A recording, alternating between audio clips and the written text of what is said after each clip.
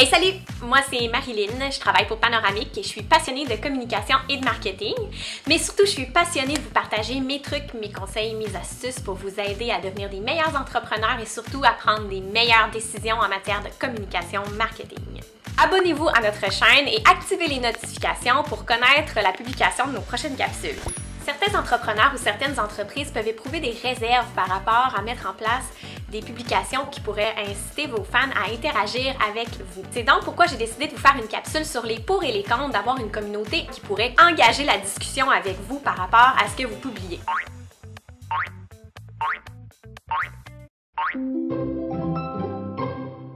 Dans mon article sur la nouvelle interface de Facebook, je vous ai parlé de différents trucs pour améliorer votre stratégie de publication sur les médias sociaux. Donc, j'ai décidé de vous présenter les pour et les contre d'avoir une communauté engagée et d'amorcer la discussion avec votre communauté pour vous permettre d'avoir une vision éclairée et de savoir dans quoi vous vous embarquez quand vous décidez de mettre en place une stratégie de contenu médias sociaux. Alors, les pour d'avoir une communauté engagée et réactive, la première des choses, c'est que les médias sociaux, c'est ça le premier but. Dans le fond, ce qu'on souhaite, c'est vraiment d'utiliser ces médias-là comme un outil de rétroaction.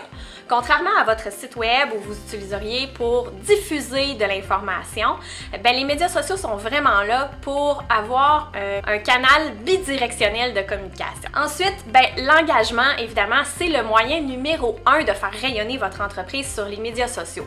J'en ai parlé dans mon article. Facebook met toujours de l'avant les publications qui vont avoir le plus de réactions, c'est-à-dire des partages, des commentaires ou des mentions j'aime. Et ça, ce que ça fait, c'est que quand les gens aiment, partagent vos publications, ils le partagent dans leur réseau et leur réseau voit l'interaction qu'ils ont eue avec votre marque. Donc, ça permet de rayonner, mais ça permet surtout aux autres personnes qui seraient susceptibles d'avoir des intérêts communs à s'intéresser à votre marque. Maintenant, plus votre marque va rayonner sur les médias sociaux, plus vous allez avoir une communauté qui est engagée envers votre marque, plus vous allez être susceptible d'être capable de les faire cheminer dans votre stratégie et de leur faire gravir les échelons de votre communauté. C'est-à-dire, par exemple, votre stratégie de contenu sur vos médias sociaux peut vous permettre d'améliorer le trafic sur votre site web ou encore augmenter le nombre d'abonnés à votre infolette. À ce moment-là, ce sera possible de mieux connaître ce que vous diffusez avec vos différents outils. Avoir une communauté engagée, évidemment, c'est avoir une fenêtre ouverte sur la rétroaction de votre clientèle et vous permettre de vous améliorer ou vous permettre de rectifier le tir dans certains cas. Donc, c'est certain qu'il faut avoir un certain niveau d'humilité quand on accepte ces éléments-là, mais c'est vraiment une bonne façon pour les entreprises, surtout quand on a peu de moyens, d'aller chercher l'opinion des gens, de se positionner comme expert et de montrer qu'on est humain et qu'on est toujours à la recherche d'améliorer nos produits et nos services en tant qu'entreprise. Avoir une communauté engagée, c'est aussi un moyen de créer un effet d'entraînement. J'en ai parlé un peu tout à l'heure quand je parlais du rayonnement de votre entreprise sur les médias sociaux, dans le réseau des gens qui partagent vos publications. Mais cet effet d'entraînement-là, dans le fond, c'est que vos fans deviennent des ambassadeurs de votre marque. Et ça fait en sorte que les gens qui les suivent ou les gens qui sont dans leur entourage vont plus facilement adhérer eux aussi à votre marque et à vos valeurs d'entreprise ou à ce que vous véhiculez comme message. Agatha Boutique, qui est une boutique de produits pour enfants, est un très bon exemple de cet effet d'entraînement-là. C'est-à-dire qu'il publie des contenus des familles qui utilisent leurs produits et ça permet non seulement à la marque de rayonner, mais aussi à l'expérience client de rayonner. Parce qu'on voit l'entreprise répondre en commentaire à ces gens-là, de leur donner des trucs, des conseils d'utilisation de leurs produits. Ils font rayonner aussi l'ambiance que recréent les produits dans les familles. Et ça, c'est vraiment un élément émotif qui vient accrocher les fans par rapport à l'ambiance de marque. Et certainement aussi, ça vient extensionner l'expérience client parce qu'on voit que le service à la clientèle qui est hors pair transparaît à travers leur façon de gérer leurs pages et leurs médias sociaux et leur communauté. Pour aller un peu plus loin dans la gestion de communauté, avoir une communauté engagée, ça devient non seulement une façon de recruter des clients potentiels, mais c'est aussi une bonne façon de réseauter. C'est-à-dire que ça peut aussi attirer des gens qui pourraient devenir des collaborateurs intéressants, qui viendraient compléter votre offre de service ou qui pourraient vous permettre d'aller chercher une clientèle de manière conjointe. Donc, il ne faut pas négliger cet aspect-là. Des fois, c'est pas nécessairement la façon qu'on souhaite en premier lieu d'utiliser les médias sociaux ou c'est pas le but ultime, mais c'est une très bonne façon de réseauter en ligne aussi. Quand la conversation est engagée, les experts peuvent échanger ensemble. Il n'y a rien de mieux que la confirmation d'un autre expert dans notre domaine qui vient marteler le même message que nous. Le poids du nombre vient donner un impact important sur votre crédibilité. Finalement, engager la conversation avec votre communauté, c'est la clé pour faire rayonner votre crédibilité en tant qu'expert dans votre domaine. Répondre aux questions, renchérir à des commentaires, venir préciser, faire des fois son mea culpa sur certains éléments qui auraient pu arriver ou même de montrer qu'on a pu faire une erreur et qu'on rectifie le tir, ça c'est de montrer votre professionnalisme et c'est évidemment de renchérir votre crédibilité en tant qu'entreprise, en tant qu'expert. Donc au final, ce qu'on vient montrer, c'est qu'il y a des humains derrière cette machine-là. Et c'est certain que cette humilité-là et cette transparence-là va être quelque chose qui est extrêmement apprécié de votre communauté.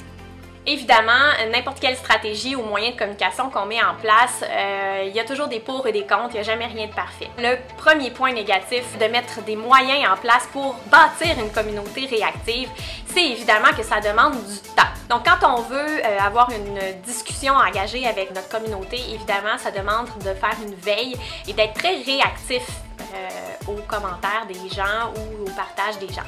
Donc à ce moment-là, c'est les bons, c'est les mauvais commentaires à gérer, donc ça peut nous amener à devenir un modérateur parce qu'on veut garder un équilibre sur la communication saine sur notre page. Donc quand on parle de modération, ça peut donner lieu à une certaine perte de contrôle, autant sur la gestion des commentaires que sur la gestion de votre contenu. Parce qu'une fois qu'il est partagé, ce contenu-là, c'est difficile de le retirer ou de rectifier le tir. Donc il faut des fois faire preuve d'inventivité si on voit qu'il y a une erreur qui s'est glissée. Il faut apprendre un peu le lâcher prise si on veut ou apprendre à accepter que tout soit pas parfait dans ce qu'on publie.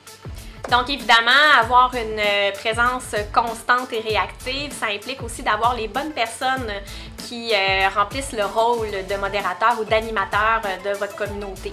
Et ces gens-là, ils doivent avoir des qualités bien spécifiques parce que il faut d'abord être réactif, j'en ai parlé, mais il faut être rapide parce que, par exemple, si vous avez une grande entreprise, ça ne veut pas dire que la personne, elle a la réponse à toutes les questions qui vont survenir sur la page. Donc à ce moment-là, il faut qu'elle soit débrouillarde et qu'elle soit en mesure de trouver rapidement les réponses aux questions qui sont posées pour pouvoir donner les bonnes réponses pertinentes et cohérentes en fonction de votre marque. Il faut une bonne dose de créativité parce qu'être animateur d'une communauté, c'est aussi d'être dynamique et c'est d'être capable de trouver des solutions à des problèmes. Il faut être allumé et original finalement. Il faut aussi que cette personne-là, elle ait un œil stratégique, c'est-à-dire qu'il faut choisir les actions en fonction des objectifs qui sont fixés dans votre stratégie et il faut choisir les actions qui vont être les plus payantes pour cette stratégie.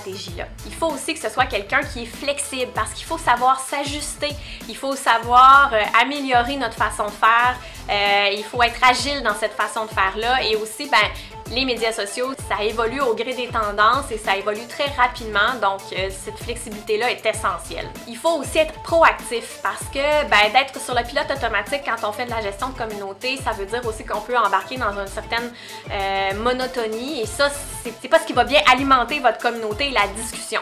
Donc c'est vraiment important que cette personne-là, elle soit toujours en mode nouveauté, proactivité pour aller chercher toujours un dynamisme, amener du nouveau contenu ou remodeler le contenu existant parce que évidemment, votre entreprise, elle se réinvente pas nécessairement à chaque jour. Et finalement, évidemment, ça prend une bonne dose de débrouillardise pour être un bon gestionnaire de communauté parce que comme j'en ai parlé dans tous les autres éléments, les autres qualités que je viens de nommer, évidemment, il faut être en mode recherche de solutions constante et il faut aussi être en mode de réinvention du contenu. Donc ça fait un peu le tour de mes pour et les contre. J'espère que ça vous permet d'avoir un peu plus un regard éclairé sur qu'est-ce que ça implique d'avoir une communauté engagée. Donc il faut faire preuve de patience, c'est pas facile de créer une communauté réactive, c'est surtout pas facile de l'entretenir comme j'en ai parlé dans les comptes, mais c'est certain que votre entreprise, une fois que cette communauté-là va être en place, que les gens vont adhérer à votre marque, c'est certain que ça va être payant pour vous et que ça va vous rendre service dans votre stratégie. Voilà, donc je vous dis à bientôt. La meilleure chose que vous pouvez faire, c'est de cliquer sur le pouce en l'air et de commenter. Au plaisir de vous lire et je vous dis à bientôt. Bye bye! Certaines entreprises ou certains entrepreneurs ont certains, hein? J'ai oublié de faire mon intro. Abonnez-vous à votre... Hey, ça fait longtemps que j'ai tourné, là. Ça, c'est tous des speeches que je sais par cœur, que là, on dirait que je m'enfarge dans mes mots. Et activez les notifications pour connaître les nouvelles capsules. Agadou!